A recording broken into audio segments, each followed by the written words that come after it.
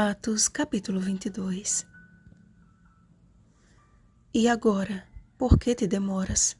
Levanta-te, recebe o batismo e lava os teus pecados, invocando o nome dele. Versículo 16.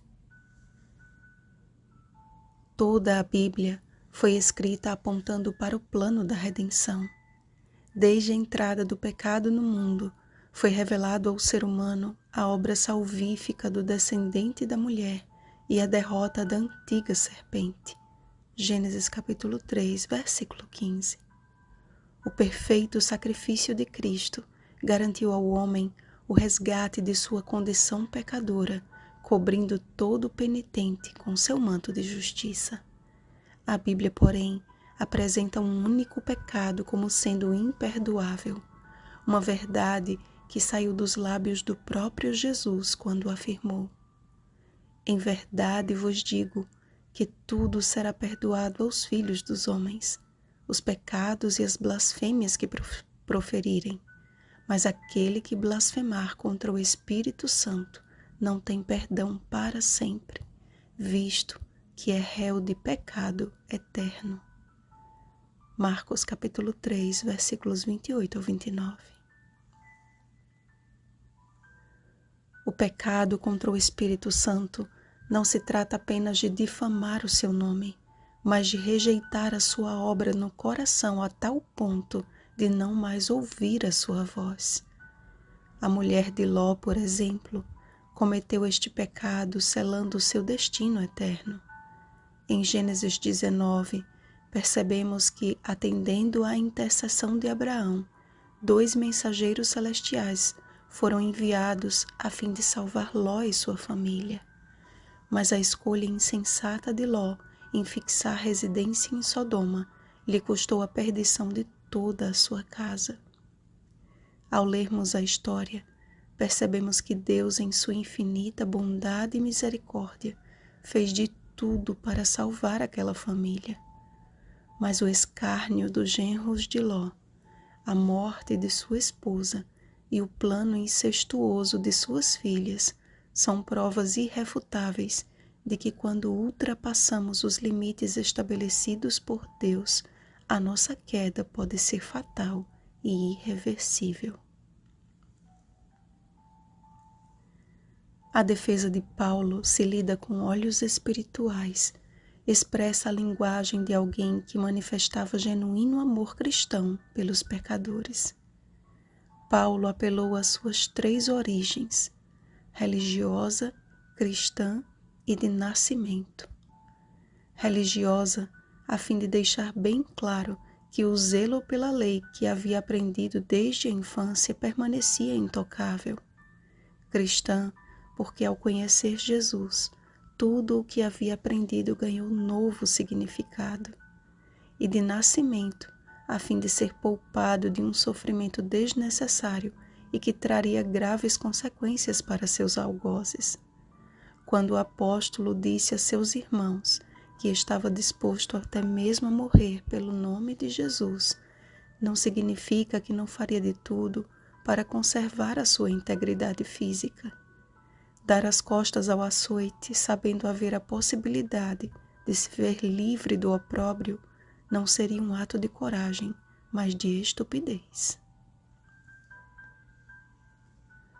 O poderoso testemunho de Paulo, suas palavras ditas com reverente autoridade e seu testemunho cheio do poder do Espírito Santo não foram suficientes para alcançar os corações obstinados que o interromperam gritando: Tira tal homem da terra, porque não convém que ele viva.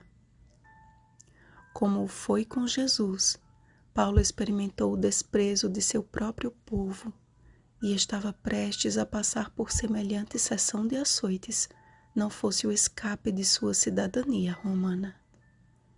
Interessante, amados, que os verdugos de Paulo baixaram seus instrumentos de tortura e deram para trás ao saberem que Paulo era cidadão romano. Mas aqueles que surraram o nosso Salvador e o crucificaram não tiveram esta reação diante da declaração da cidadania de Cristo. o meu reino não é deste mundo. João capítulo 18, versículo 36. Observem que era questão extremamente grave punir um cidadão romano sem um justo julgamento. Mas aqueles que se orgulhavam de fazer parte da nação eleita de Deus não faziam caso de matar seus irmãos com as próprias mãos, usando de seus injustos critérios. Nos últimos instantes deste mundo, se levantará do meio do povo de Deus uma classe que perseguirá os santos do Altíssimo com tanto furor quanto os de fora. Ora, o Espírito afirma expressamente que nos últimos tempos alguns apostatarão da fé por obedecerem a espíritos enganadores e a ensinos de demônios. 1 Timóteo capítulo 4, versículo 1. Estes serão precisamente os piores inimigos do povo de Deus, conforme está escrito. Nesse tempo, muitos hão de se escandalizar, trair e odiar uns aos outros. Mateus capítulo 24, versículo 10. O pecado contra o Espírito Santo os tornará finalmente réus de pecado eterno. Sobre este tempo, revela a palavra profética. Ao aproximar-se a tempestade, uma classe numerosa que tem professado fé na mensagem do terceiro anjo, mas não tem sido santificada pela obediência à verdade, abandona sua posição, passando para as fileiras do adversário. Unindo-se ao mundo e participando de seu espírito, chegaram a ver as coisas quase sob a mesma luz, e em vindo à prova, estão prontos a escolher o lado fácil, popular. Homens de talento e maneiras agradáveis, que se haviam já regozijado na verdade, empregam sua capacidade em enganar e transviar as almas. Tornam-se os piores inimigos de seus antigos irmãos. Quando os observadores do sábado forem levados perante os tribunais para responder por sua fé, estes apóstatas serão os mais ativos agentes de Satanás para representá-los falsamente e os acusar, e por meio de falsos boatos e insinuações, incitar os governantes contra eles. Ellen G. White, O Grande Conflito entre Cristo e Satanás, página 608. O álibi da cidadania usado por Paulo não valerá de nada quando o mundo for agitado pela última tempestade. Pelo contrário, ao declararmos a nossa cidadania celestial e a firme esperança de que muito em breve, de um sábado a outro, Isaías capítulo 66, versículo 23, estaremos adorando ao Senhor pelos séculos eternos, despertaremos a derradeira fúria de Satanás e seus agentes, que tentarão esmagar a nossa fé. Portanto, amados, hoje, agora, é tempo de buscarmos ao Senhor enquanto podemos achá-lo e invocá-lo enquanto ainda está perto. Isaías capítulo 55, versículo 6. Logo, o Espírito Santo encerrará a sua obra, e somente os que suspiram e gemem por causa de todas as abominações que se cometem na terra, Ezequiel capítulo 9, versículo 4, receberão o selo que lhes abrirá os portais eternos. Então, por que te demoras? Levanta-te, recebe o batismo e lava os teus pecados, invocando o nome de Jesus.